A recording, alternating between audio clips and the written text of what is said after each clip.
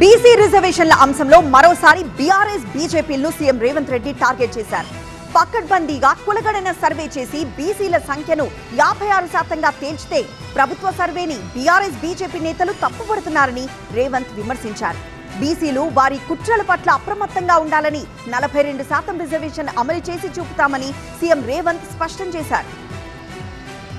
కులగణనతో బీసీలకు న్యాయం చేయాలన్నది రాహుల్ గాంధీ ఆశయమని, తెలంగాణ వ్యాప్తంగా పకడ్బందీగా కులగణన చేశామని రేవంత్ స్పష్టం చేశారు. 2011లో కాంగ్రెస్ చేసిన కులగణన సర్వేని మోదీ ప్రభుత్వం తొక్కిపెట్టిందన్నారు. పకడ్బందీగా కులగణన సర్వే చేసి బీసీల సంఖ్య 56.33%గా తేల్చామని, అయితే తమ సర్వేని తప్పులు తడకాని కొందరు విమర్శిస్తున్నారని, తప్పు చూపమంటే అసెంబ్లీలో బీజేపీ బీఆర్ఎస్ తోకముడిచి పారిపోయాయని రేవంత్ అన్నారు.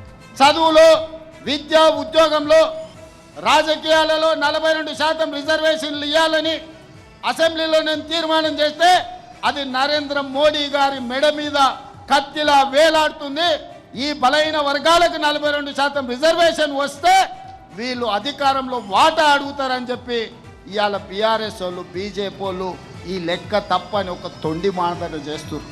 బీసీలకు 42% రిజర్వేషన్లను ఆదిలోనే అంతం చేసే కుట్ర జరుగుతోందని, ఈ కుట్రను బీసీలు తిప్పికొట్టాలని సీఎం రేవంత్ అన్నారు. బీసీలు తనకు మద్దతుగా నిలవాలని, ఎట్టి పరిస్థితుల్లోనూ 42% రిజర్వేషన్ అమలు చేసి చూపిస్తానని అన్నారు రేవంత్. పురిటిలోనే గొంతు నొక్కాలని కొంతమంది కుట్ర చేస్తుండ్రు. కుట్రదారులను తిప్పుకొట్టండి సోదరులారా, నాకు అండగా నిలబడండి, నేను చేసి చూపిస్తా. 42% రిజర్వేషన్లు సాధించి మీ అభ్యున్నతి కోసం పాటుపడతా. కులగణన ముందుకు తీసుకెళ్లడానికి తప్పన్నోళ్లను వంగబెట్టి ఒక గుద్దండి. ఎందుకంటే ఇది తప్పు అంటే మీకు 42% రిజర్వేషన్ రాదు. రైతన్నలకు ఇచ్చినట్టే నేతన్నలకు కాంగ్రెస్ ప్రభుత్వంలో ప్రాధాన్యమిస్తున్నామని, పద్మశాలి సోదరులకు ఎంపీ, ఎమ్మెల్యే పదవులిచ్చి కాంగ్రెస్ గౌరవించిందని సీఎం రేవంత్ అన్నారు.